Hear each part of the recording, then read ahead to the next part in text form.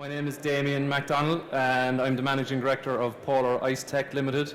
So we are dry ice blasting specialists and we provide eco-friendly cryogenic cleaning solutions across industry. So my presentation is entitled Reducing Downtime and Maximising equipment Efficiencies with Cryogenic Cleaning. So cleaning, as we all know, is a critical component of producing quality end products. And I suppose I put the question to you, how effective is your current cleaning methods? Are you actively capturing and measuring this type of data?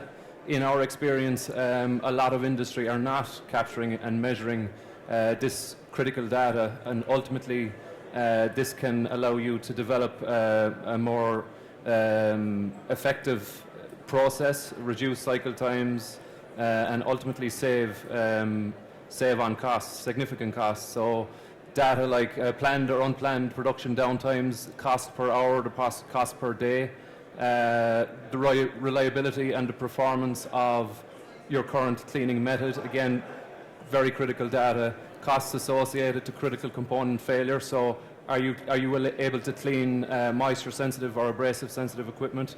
The end product quality, so this would be specific to maybe plastic components in the medical device or commodity industry. Cleaning cycle time, so again, is it possible to reduce your cycle times and ultimately increase production or productivity, and associated health and safety risks to generally to employees or to operators if you're using chemicals or toxic-based chemicals.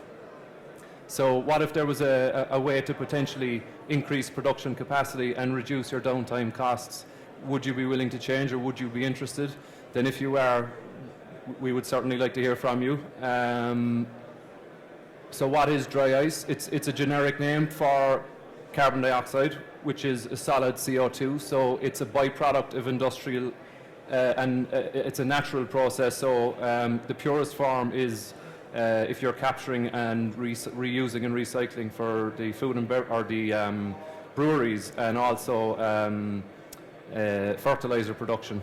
In Ireland today, there's no one recapturing, recycling and reselling back to the market. So the liquid form has to come in from generally from the UK or Central Europe. It's a recyclable, certainly a recyclable and renewable source. So it is very much a sustainable, eco-friendly product or media. So Polar IceTech's dry ice is food grade, so it's BRC certified. It's produced in a BRC certified facility, which is the food standard, food certification. It's high quality, high density dry ice, which means basically the higher the density, the more effective it will be and the faster the clean. It has full batch traceability and quality traceability, and it's produced just in time. So because it sublimates, once you release it from a storage tank in liquid form, it starts to sublimate. So it's actually quite a difficult product to produce and to store. So you have to produce it and use it in the shortest space of time possible. So what is dry ice, or why dry ice cleaning, should I say? It's typically faster than traditional methods, up to 80%, but it really depends on what you're comparing it to. The cleaning performance, it produces a cleaner clean. So it is, and because of the cold temperature, it's minus 79 degrees C, it will, it has antibacterial properties. So a lot of our customers would swab before and after, and the results are generally exceptional. A lot of quality departments would hold this data and use it as part of their cleaning program. There's no secondary waste, so it changes directly from solid form to gas form once it impacts the surface, and that's what you will see in I suppose traditionally you might be familiar with if you go to gigs or to theatrical performances, they might be using dry ice, and you'll see it on the stage. It looks like a mist. So that is dry ice in its sublimated form. It's non-abrasive, so it can be used on critical components like electrical, delicate surfaces, and it won't damage the substrate as long as your particle size is the right size, as long as your pressures and nozzle configurations are correct. It's non-conductive, as I said, so because it's moisture-free, you can use it on, technically you can use it on live electrical components as long as your compressed air is dry and moisture-free. A lot of EHS departments don't like this, so we generally don't. Sometimes we use, if we're cleaning conveyor systems, then electric motors or the conveyors would be running, and we would clean the electrical motors while they are running in live. But generally, they would all be isolated, and it's environmentally responsible.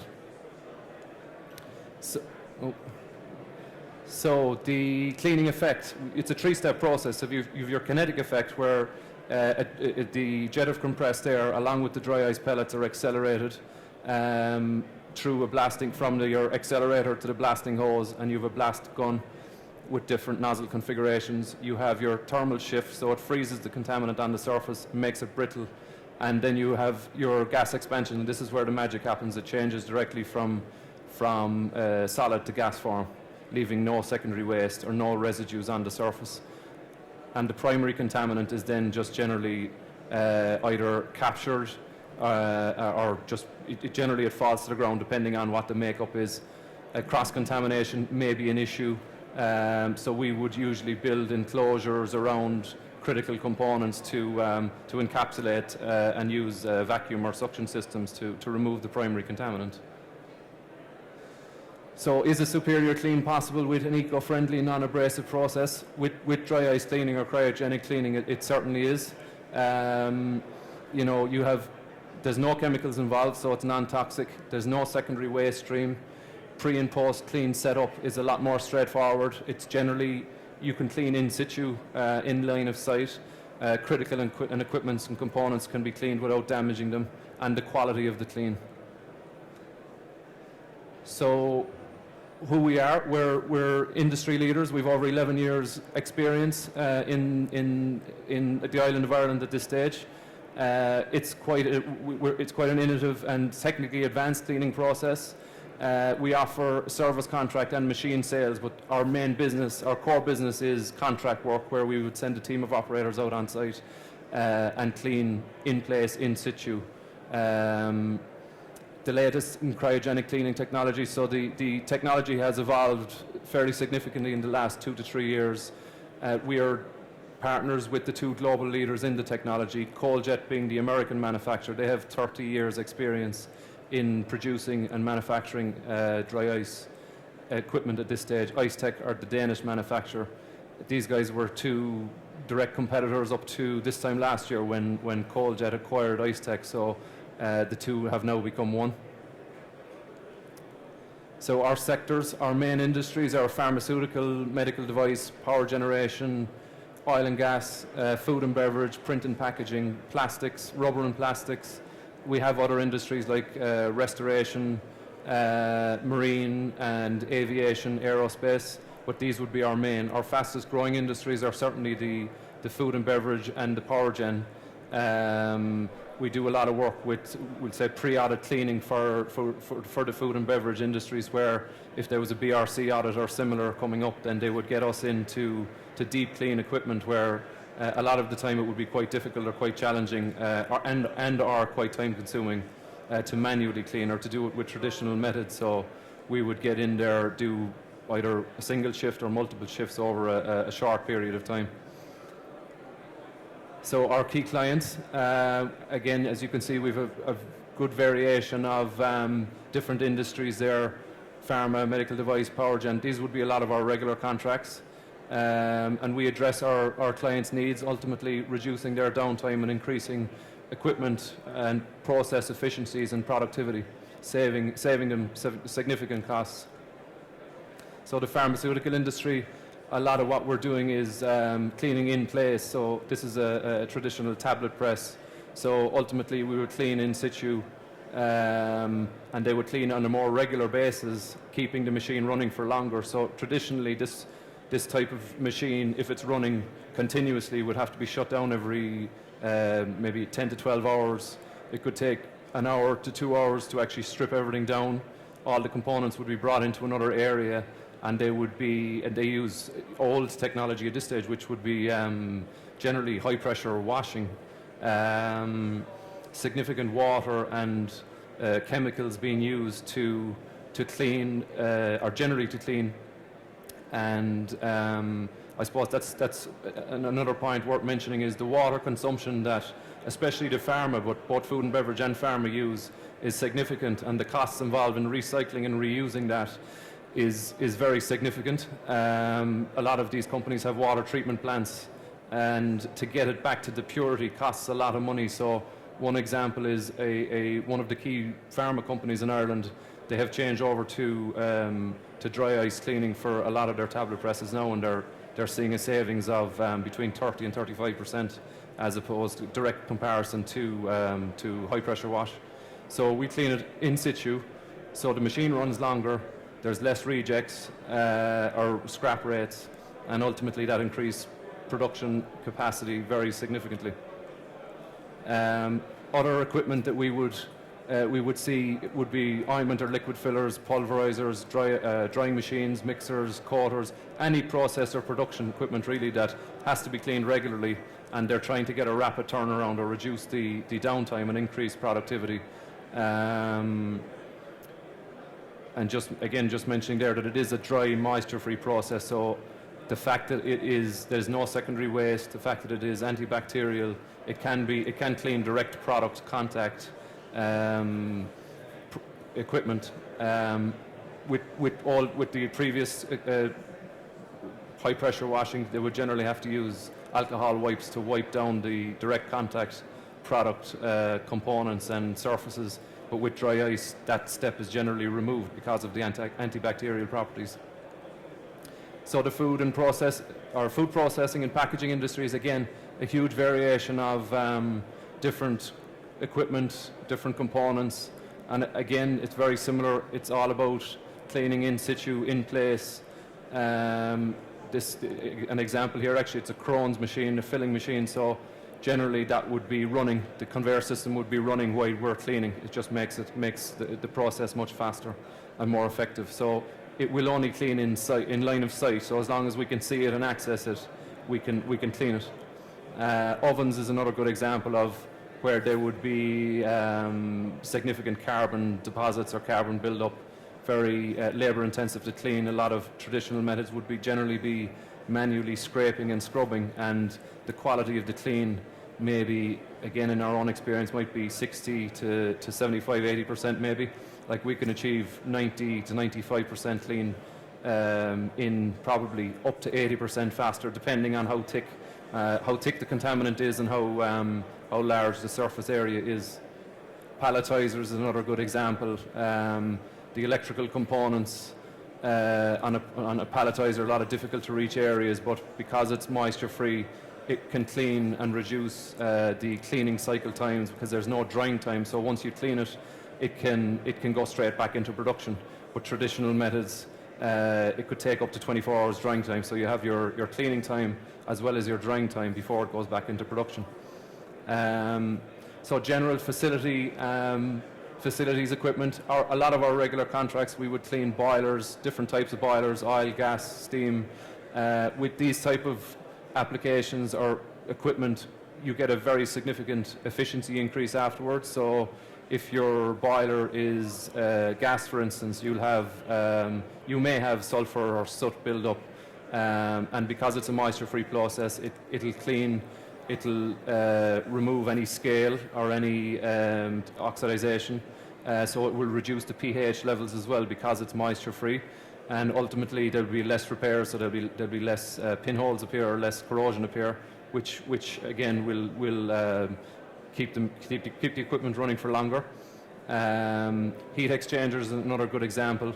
You get very good efficiency increase afterwards, but it depends how clogged and contaminated they are. A lot of dust and grime can build up on these heat exchangers. The fin fan, the very fine fin plates, so they're quite easy to damage with any other process. A lot of the time they're using, they would use like a foam type clean, which is quite effective, but it takes a lot longer than what dry ice blasting can achieve. Basically do it in a much shorter period of time with probably a little bit better results. Mechanical and pneumatic components, ducting, pipe work, HVAC, refrigeration equipment. Again, tanks and vessels would be another good example. This would be all confined space work. So we're fully certified and insured to work in a confined space. We have all our operators would have confined space rescue procedural training as well. So we're self-sufficient once we go on site.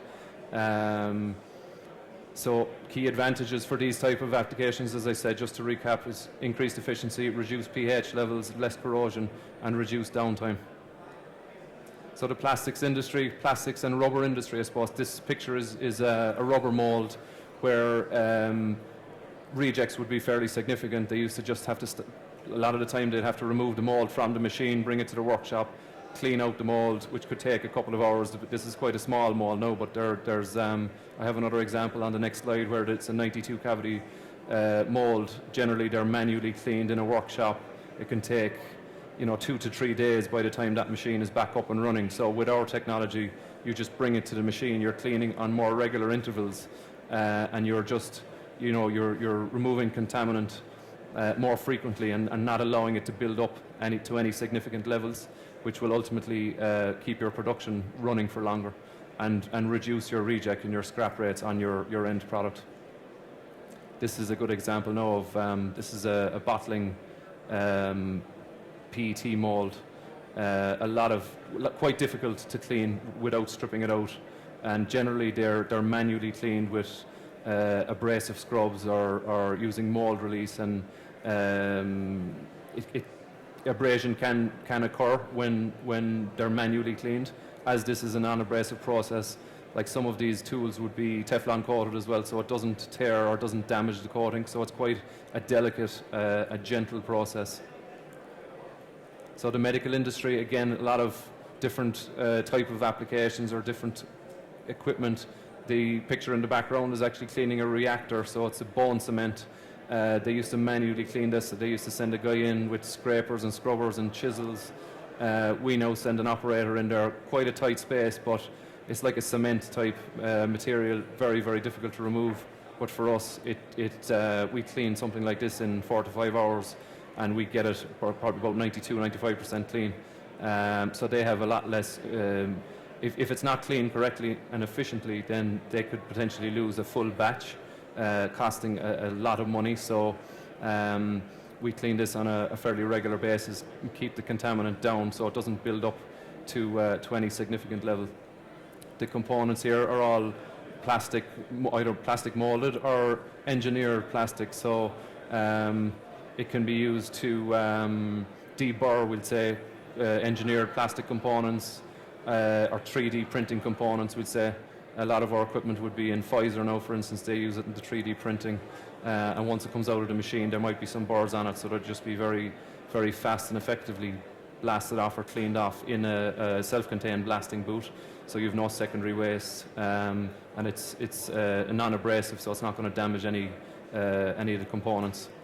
So I'm just going to play that video now, if you don't mind. So I have a video here. It's about 7 minutes long, so I'll just talk you through it. I might open the floor then to any questions you may have during the video, but it's just a general.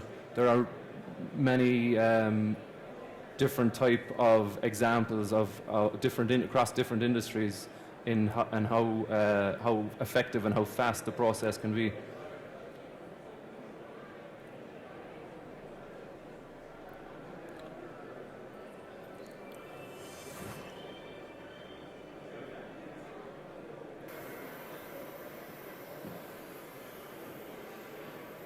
So this is the inside of an electrical motor. We cleaned this for Avonmore Electrical, so they used to manually clean this previously. We're just cleaning the bars basically, so there's a build-up of slag and a lot of dirt and grime and dust. Very, very challenging for this to be manually cleaned. You can't really use any abrasive media on it because it's such a critical component. So we cleaned that in, I think it was an 8-hour shift. They used to take them about a week and a half with 2 guys to manually clean it, I believe. So this is just a silo or a part of a conveyor system. You can see there the contaminant is just dirt and grime and grease, oily type contaminant, very fast and effective to remove. So this is a mold in a medical device company. So it's just been taken out and it's cleaning. They're just cleaning the mold in the workshop. So you can see there it's just removing the just a layer of dirt and grime, and there's a little bit of corrosion going on there as well. So it's very fast and effective dry process. So this would quite difficult to clean. It's quite an intricate mold there around the actual the tool itself. Very, very challenging and time consuming to clean, manually clean. And this is just some sort of a stopper valve, and again it's just removing corrosion, a corrosive layer from it, just very fast and effectively. Again, trying to manually clean this can be quite challenging if you're using some sort of abrasive media. Then it could potentially take a layer off it, which isn't ideal. So dry ice cleaning is very fast and effective for this type of application as well. So this is for a tire manufacturer in the north.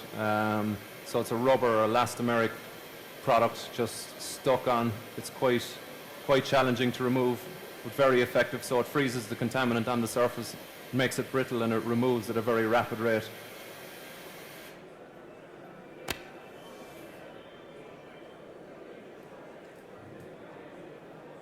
And this is chocolate. So it's just removing it from a process line where, again, they'd have to shut down on I think it's every shift. At the end of the shift, they take 2 to 3 hours with probably 5 to 6 guys manually cleaning this until they started using us to dry ice clean. And again, just very effective, very fast. So with something like this, you have your, cross-contamination can be an issue. So we would build an enclosure to contain, as I said earlier, just to contain the contaminant. But because it's chocolate, it's not necessarily that critical. So, but if it was something else like oil or grease or anything like that, if there was dust involved, then cross-contamination is a much bigger issue, But we would use extraction and vacuum systems to get that primary contaminant out of there in a safe and effective manner. And this is just some kind of an auger, again, just general contaminant, dirt and grime build-up. This company, it was part of their yearly overhaul, so they would just strip equipment down, bring it out to us, and we were cleaning as they were stripping it out. Once it's cleaned, it will go back in, be reassembled and back into production. And this is just a checkered plate floor in a food company. There's dirt and grime and probably some food ingredients stuck to this for quite a long time. Very challenging and difficult to remove using traditional methods. So as you can see, the dry ice is very fast and effective.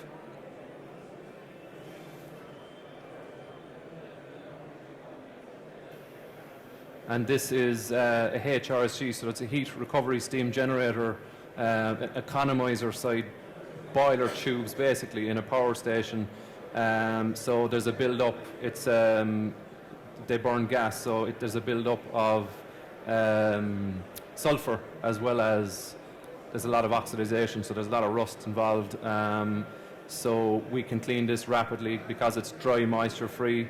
There's no secondary waste to clean up afterwards. Traditionally, a lot of the power gen companies were grit blasting this, and this is a 22-foot tall, 22 meter tall by 15 meter wide tubes or building, and they used to use approximately 100 ton of grit to clean this. It was causing abrasion, and they used to take them about another 12-hour shift to actually remove that secondary contaminant out of there. So you have a significant cost reduction in time because we can clean much faster. It's more effective. It's dry. There's no secondary waste, and there's no disposable costs for the secondary waste. So that's it, really, guys. Does anyone have any questions?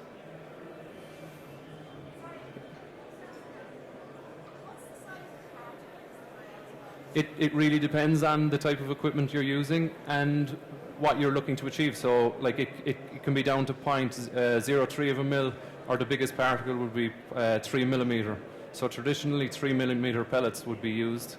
But if you're looking to clean delicate surfaces like like electrical components, we'll say you'd have to reduce that particle size down to a much finer grain, because we say it's non-abrasive, but it can be. But that kind of comes back to the particle size, as well as the pressures, the nozzle configuration, and also the operator. So if the operator isn't clued in, no matter what type of particle size he's using, he could potentially damage the equipment. So it really depends on.